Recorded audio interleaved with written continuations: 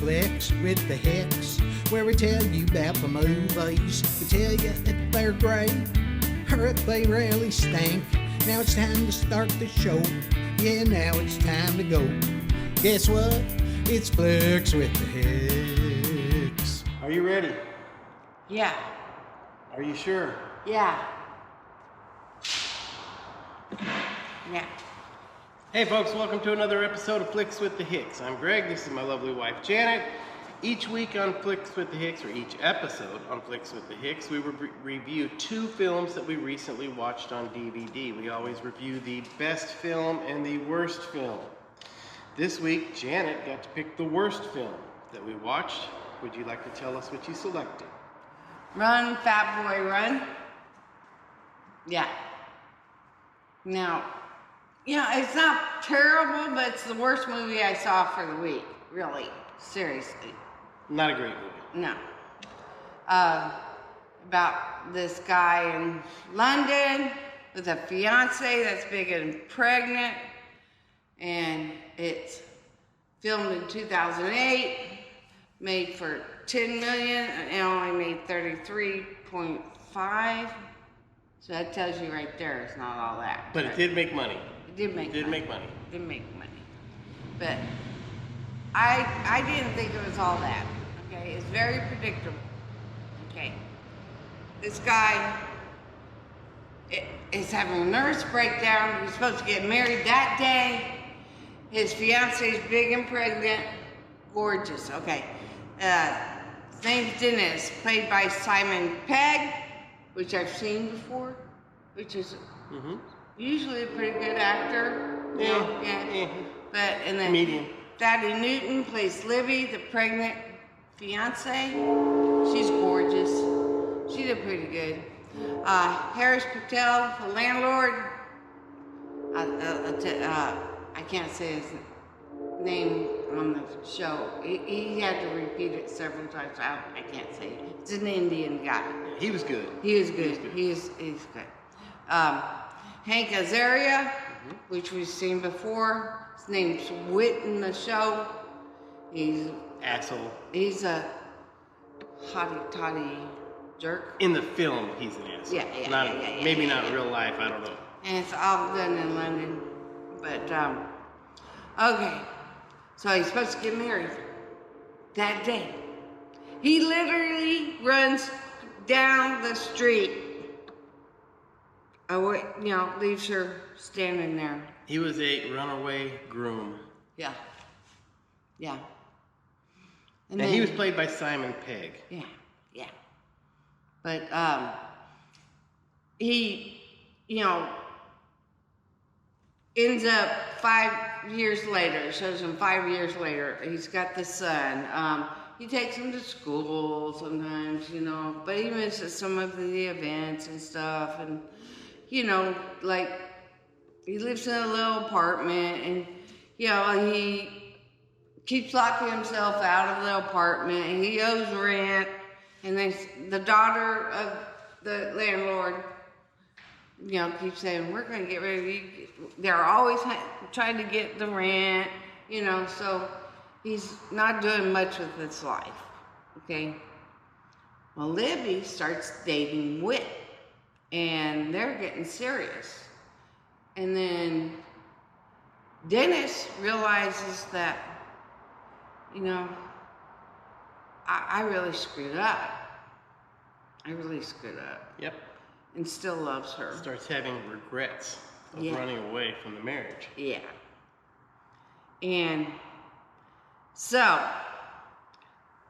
ends up meeting Wit, and Wit mentions, I do marathons, and I do this. And he's a successful businessman. Yeah.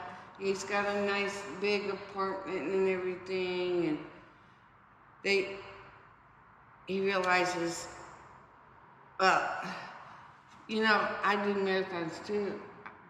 And he goes, well, I'm getting ready, I'm training for the Nike River Marathon in London. They're out there in the UK. And Dennis is not a runner. He just said he does marathons just to save face when he was And around wit. He's got a kind of poochy, you know.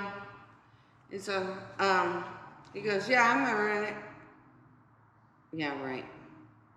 But it's kind of stupid. He's telling his buddies at the poker table, I'm gonna run it, and they, oh, no way.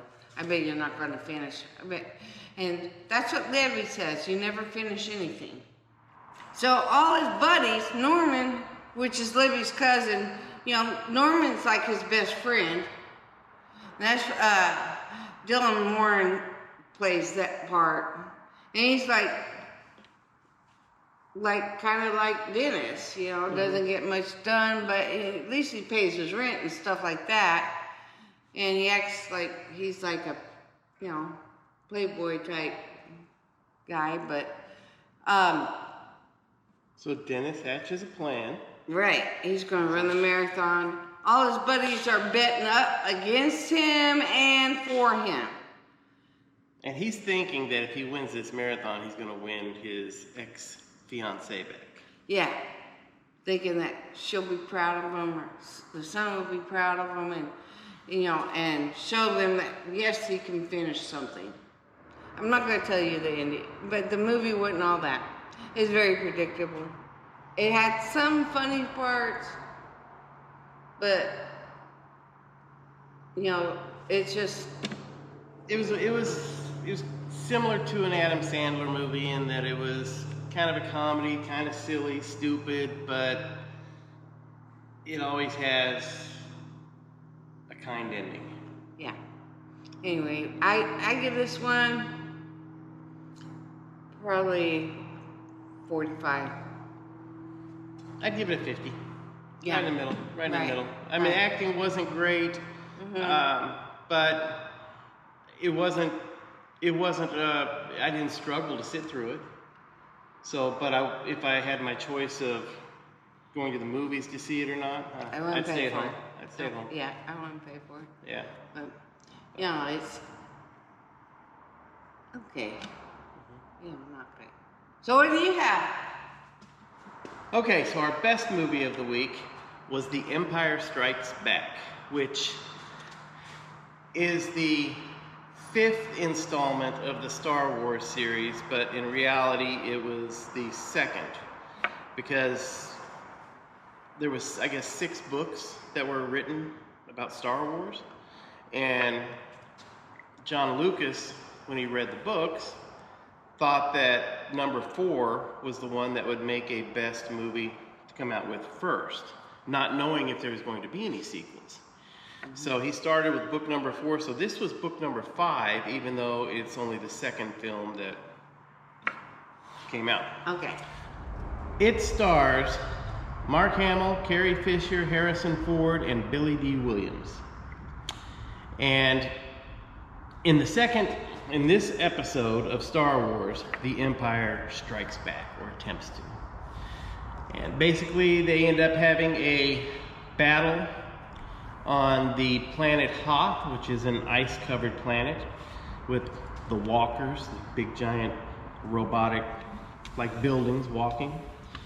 And needless to say, Princess Leia and Han Solo end up escaping from that area on the Millennium Falcon, and Luke Skywalker goes to Dagobah, I think is what it was called. Dagobah. Which is a different planet, and he goes there to be kind of a student to Yoda, to become a full Jedi, because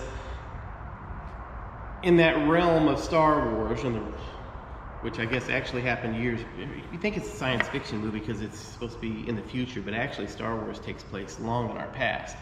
Well, anyways, Mark Hamill has a force in him that is stronger than anybody else in the solar system or planet system. And so he is the sole person that can save the good people. What do you call it? Good people. against the Imperial forces. There you go. And so Yoda Which is cool. This is the first time I saw Yoda, right? Yeah. It kind of looks like we have a pug. Yoda looks like our pug. Acts like him too, except he's green. Well, anyways, Yoda is training him for his ultimate battle against Darth Vader. Yeah. That's basically what the film's about. When I decided to watch it, I had seen it when it originally came out in 1980. In fact, I'll tell you this. The film came out in 1980, had a budget of $30.5 million. It made $293 million. Yeah. So it was a blockbuster. Made all kinds of movies. It's still making money, you know it is. Made all kinds of money. But Star Wars, also this version of Star Wars, this movie episode, is considered the best of all of the series. Right. And I saw it when it originally came out in 1980. Probably seen it, bits and pieces of it, 2 or 3 times over the years. Ditto. But 1980 was 43 years ago. And so, when I decided to watch the film, I had a little bit of a trepidation because I thought, man, it was made 43 years ago. Is it going to stand up to today's films in the cinematography, the CGI, the special effects? And the first 20-25 minutes, I was disappointed because technology has come so far along today that some of the lasers, when they'd shoot them and stuff, seemed kind of campy. It didn't seem like it was a big budget film. Now, the effects did get better throughout the movie, and halfway through the movie, I'm loving this film. Yeah, you just didn't pay attention to all that stuff. The story is that good that, it's still good. Yeah, it comes down to the story, or the premise and story of the film.